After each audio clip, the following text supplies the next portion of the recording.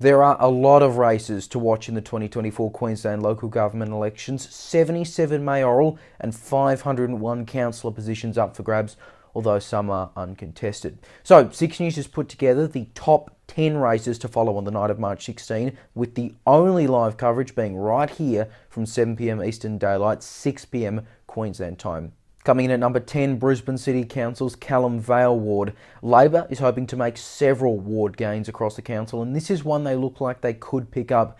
Held by the Liberal Nationals on a margin of just 2%. They lost 10% of their primary vote in 2020, but that still wasn't enough to lose the seat. Emily Kim is the ALP's candidate against incumbent Angela Owen.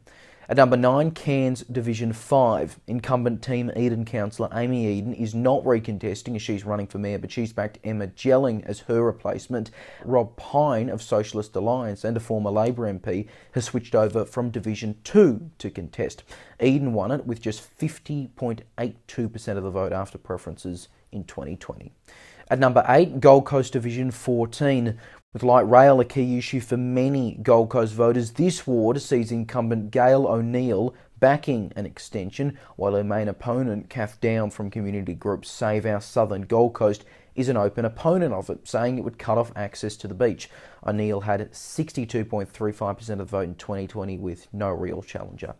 Moving to number 7 now, Ipswich Division 3. Now, Ipswich is pretty weird compared to all other councils. They have 4 two-member wards elected with a form of voting not too dissimilar from first past the post. Each ballot must have the same number or more boxes marked as there are councillors to be elected. But of course, you can be elected with a low primary vote and of course, no preferences. In fact, one of the incumbents here got in with just 12%. Both of those incumbents are running as better, brighter Ipswich candidates, but Six News has learnt the Greens are really hopeful of their first gain outside of Brisbane, running 2 candidates, Danielle Mutton and Tracy Naylor.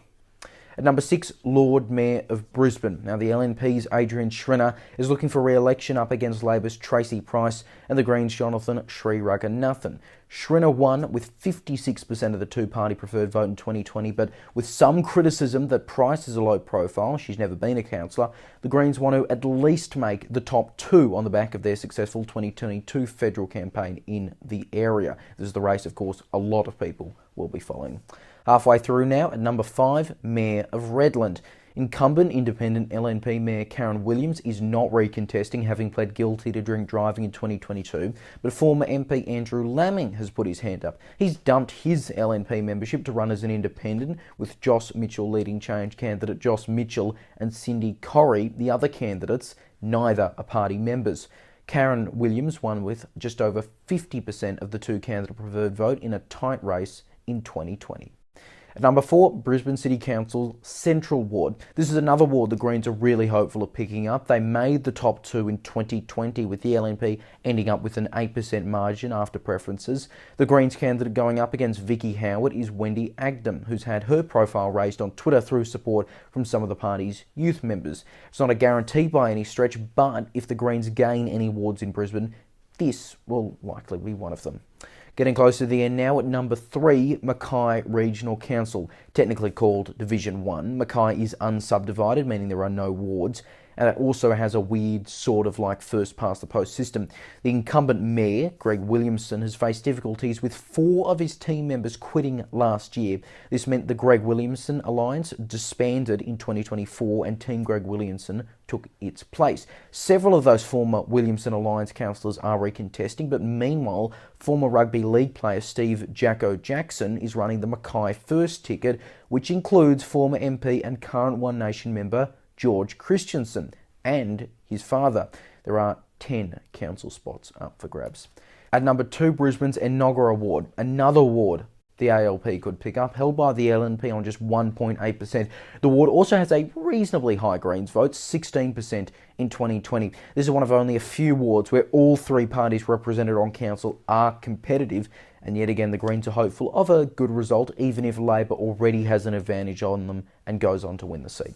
Some quick honourable mentions before we get to number one. Gold Coast Mayor, where long-time incumbent Tom Tate, independent LNP, is running against 8 other candidates in a race where preferences in an optional preferential system might make all the difference. Also, Cairns Division 4 with a controversial candidate, Independent Democratic Party of Queensland, former criminal Shane Cuthbert. The incumbent Jeremy Neal of Cairns Unity was only appointed a few weeks ago after Terry James took over as mayor.